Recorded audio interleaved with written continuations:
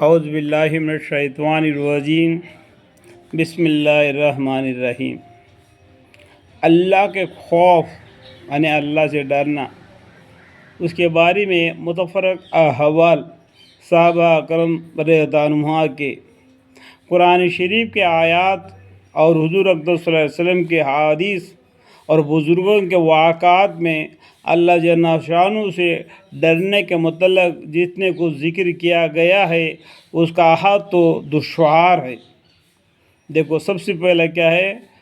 قرآن شریف، اللہ کے حکم، اس کے بعد میں حضور اقدس صلی اللہ علیہ وسلم کے مبارک حدیث، اس کو بولتے ہیں اطیعوا اللہ و اطیعوا الرسول۔ اور بزرگان دین جس نے اپنے زندگی دین اسلام کے ساتھ تکمل کیا اور ان کے دل دماغ کے اندر واقعات معلوم ہے، انہوں نے لکھا جو بزرگوں کے واقعات قصے اللہ جل شانہ سے ڈرنے کے متعلق جتنا کچھ ذکر کیا گیا ہے اس کا احاطہ تو دشوار ہے۔ اس کے بارے میں سمجھانا، لکھ کے بتلانا یہ وہ اندازہ نہیں لگا سکتا ہے، لیکن مختصر طور پر اتنا سمجھ لینا چاہیے کہ دین کے ہر کمال کا جینا اللہ کا خوف ہے۔ دین کے بارے میں، دین اسلام کے بارے میں اپنا زندگی گزارنا بولا تو سب سے پہلا اللہ سے ڈرنا۔ بس دنیا میں کیا ہے؟ اللہ سے ڈر کر دب کر زندگی گزارنا۔ حضور اقدس صلی اللہ علیہ وسلم کا ارشاد ہے کہ حکمت کی جڑ اللہ کا خوف ہے۔ حکمت کی جڑ کیا ہے؟ اللہ کا خوف ہے۔ جو آدمی اللہ سے ڈرتے رہے گا اللہ تعالیٰ اس کو پر رحم فرما دے گا، وہ بلند مرتبہ تک اونچا اللہ تعالیٰ کر دے گا۔ حضرت ابن عمر رضی اللہ عنہ بہت رویا کرتے تھے، حتیٰ کہ روتے روتے آنکھیں بھی بیگار ہو گئی تھی۔ حضرت عمر رضی اللہ عنہ اللہ کے خوف سے ڈرتے تھے۔ ایک بادشاہ تھے، دین اسلام کے دوسرے خلیفہ تھے، تو ان کے بارے میں بھی قصے آپ پڑھیں گے تو معلوم پڑ جائے گا کہ وہ راتوں میں گشتی کرتے تھے، لوگوں کے حالات کو معلوم کرتے تھے، لوگ میری بادشاہت میں کس طریقے سے گزار رہی تھے۔ ایک جگہ پر قصے میں بتلاتا ہے، سننے میں آتا ہے، اس کا دلیل میرے پاس نہیں ہے، میں سنی ہوئی بات ہے، کہیں اگر کتابوں میں لکھا ہوگا تو اور کوئی نہیں۔ ایک گھر میں ایک بڑھیا نے بھینس کا دودھ نکال رہی تھی، تو اس نے اپنی لڑکی یا پوتی سے کہہ دیا کہ دودھ میں تھوڑا سا پانی ملا دو لوگ آنے سے پہلے تاکہ دودھ بڑھ جائے گی۔ دیکھو، اگر گائے یا بھینس دودھ دینے میں ہی پتلا دے گا تو کیا کرو گے؟ وہ تو صاف ستھرا دودھ دے دی ہے اور ہم لوگ اس میں پانی ملاوٹ کر دیتے، تو یہ گناہ ہوگا کیا نہیں؟ تو اس لڑکی نے بول دیا کہ یہ حضرت عمر رضی اللہ عنہ کا زمانہ ہے، ہم کو کیسا دودھ میں پانی ملانا۔ دیکھو اس کا ڈر، دیکھو اللہ سے بھی عمر رضی اللہ عنہ کی خلافت کے بارے میں انہوں نے ذکر کیا، تو اس طریقے سے تھا حضرت عمر رضی اللہ عنہ کا خلافت، ان کے بادشاہی۔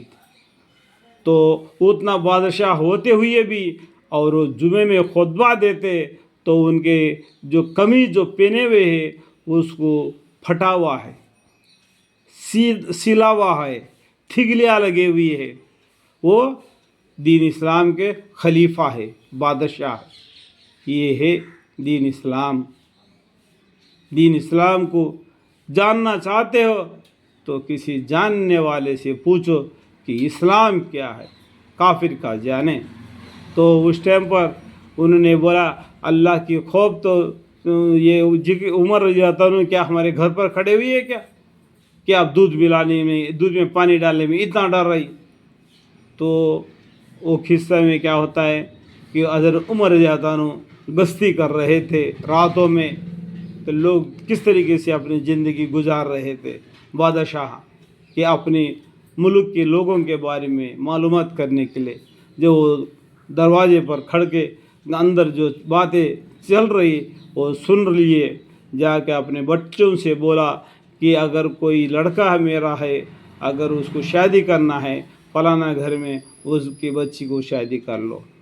تو بادشاہ ہوتے ہوئے بھی اتنا غریب گھر کے بچوں کو شادی کر لینے کی. کیوں؟ ان کا ایمان کے بارے میں تھا، ایمان کا رشتہ لیتے تھے وہ لوگ.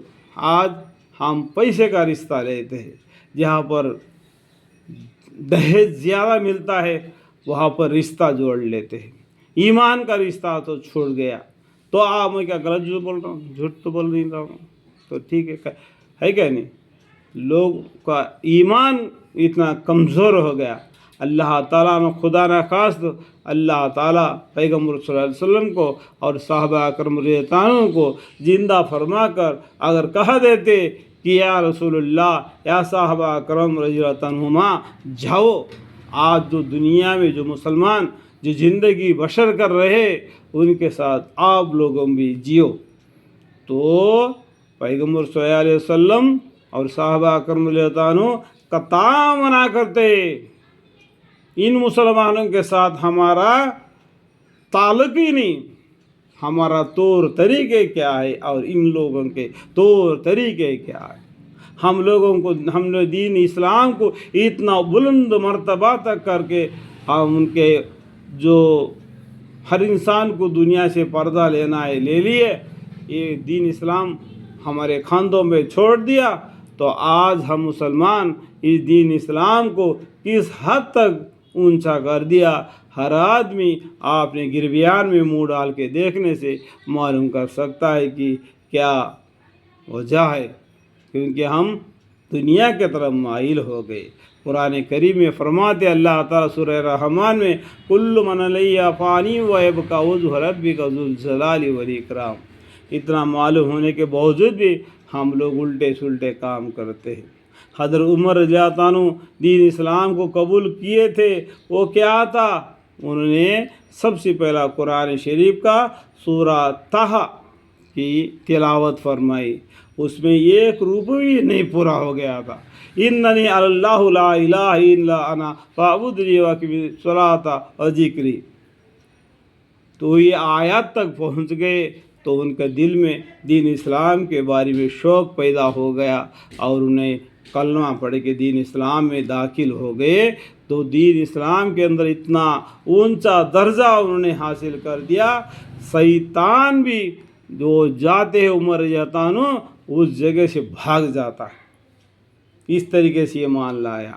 آج ہم مسلمان پورا قرآن پڑھنے کے باوجود بھی بس ہمارا چال طور تو وہی ہے جہاں پر ہم ہے. اللہم اغفر لی. اللہ تعالیٰ ہمارے گناہوں کو خطاؤں کو معاف فرمائے. دین اسلام کو سمجھ کر اپنی زندگی بسر کرنے کے توفیق عطا فرمائے. وآخر دعوانا ان الحمد للہ رب العالمین.